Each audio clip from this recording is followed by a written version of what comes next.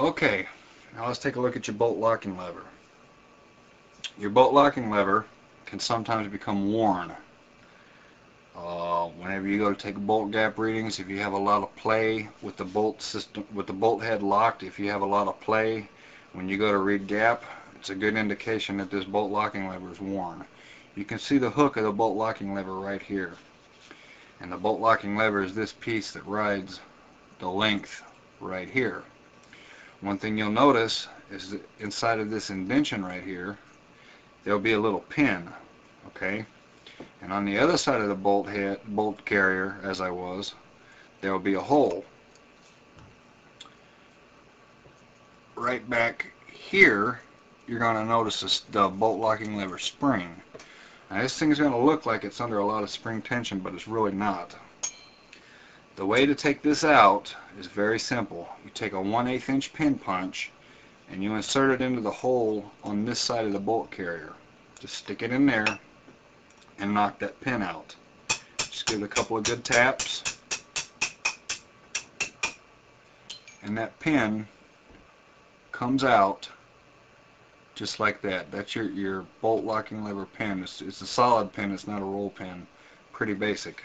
Once that happens, pull your punch out and you rotate these parts out over and they just fall out of the bolt head. This right here is your bolt locking lever. You can notice the hook right here. Here's your spring. Now if you look, there's a hole right here. That's where your spring goes. And this part right here in your bolt carrier is where the hook goes. So to put it back together, we're just going to take your spring and we're going to insert it back into this hole just like that. It does not matter which direction you face it, just as long as it's in that hole. Then you're going to take your bolt locking lever, and if you notice the end with the hook in it right here, that hook is going to face in this open slot right there. So you just put it in, just rest it like that, and you're going to want to try and line up the holes through the bolt locking lever and the bolt carrier.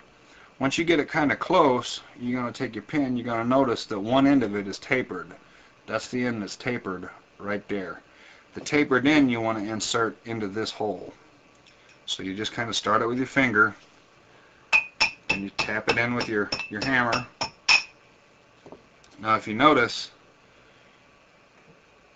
it's not going to seat all the way because you have this recess right here.